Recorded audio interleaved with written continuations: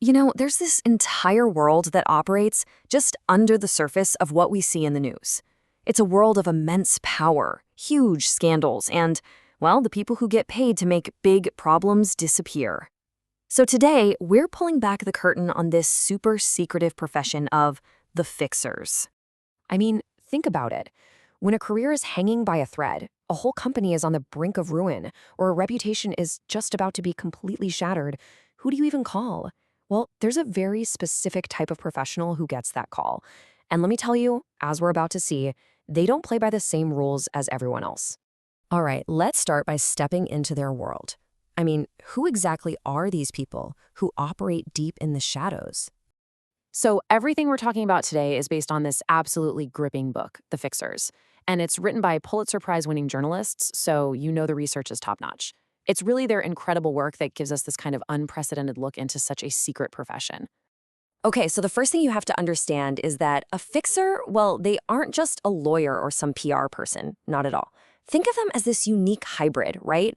A specialist in crisis management who uses this powerful combination of influence, negotiation, and strategy to make seemingly impossible problems just vanish. And believe it or not, this kind of role is nothing new. I mean, fixers have always existed wherever you find power. We're talking about the quiet advisors in ancient royal courts, the powerful deal makers in the industrial era, and today, well, today they're navigating the messy scandals of big business, politics, and Hollywood. The setting might change, but the basic game, it's always the same. So, what kind of problems are we really talking about here?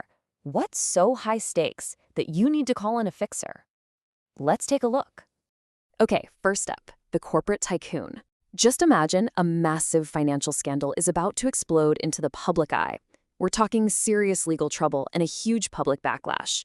A fixer's job? It's to manage all of it.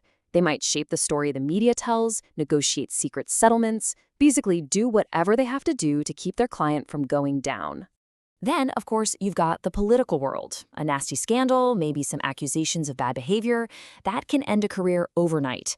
And this is where a fixer's work gets really complex. They might be dealing directly with whistleblowers, trying to control the press, or using lawyers to bury damaging information, all in the name of keeping up that public image they need to survive.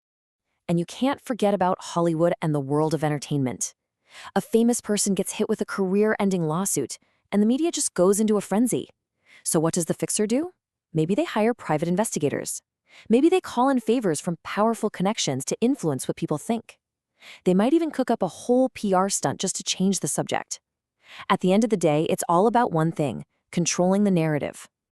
So the big question is, how in the world do they actually pull all this off? All right, it's time to crack open the fixer's playbook and see what tools they're really using. And this is what's so fascinating, the sheer number of tools they have at their disposal. This stuff goes way beyond what a normal lawyer does. We're talking about things like quiet, discreet settlements to make people go away, strategically manipulating the media, talking directly to whistleblowers, even launching their own private investigations. It's this whole complex, totally unorthodox strategy, and it's all designed for one single purpose: complete and total damage control. Yeah, as you can probably guess, the work a fixer does exists in this huge moral gray area. The book puts it perfectly, saying they have to constantly tread the fine line between legal prudence and outright manipulation. I mean, they're living right on the very edge of what's considered legal or ethical. And this is really the key to the whole thing. Their success isn't just about knowing the law or finding loopholes. It's about a deep, almost masterful understanding of people. They're experts in human psychology, they know how the gears of society turn, and most importantly, they know exactly how to shape what the public thinks to benefit their client. And naturally, all of this power, all this manipulation, it raises some pretty serious ethical questions. This is what brings us deep into the real gray zone of what they do. The way the book describes it, the fixer's world is a place where morality is, well, it's flexible. The usual ideas of right and wrong, they just don't always fit. The only thing that truly matters is the mission: protect the client at all costs. And loyalty is absolutely everything, until, of course, it's not. And this is really the central tension, isn't it? On one side, the client's goal is crystal clear. They want total protection, they want their reputation saved, they want the scandal buried. But what's the cost to the rest of us? What happens to things like truth or justice when huge inconvenient problems are just fixed and wiped away? Which really leaves us with one last big question to think about.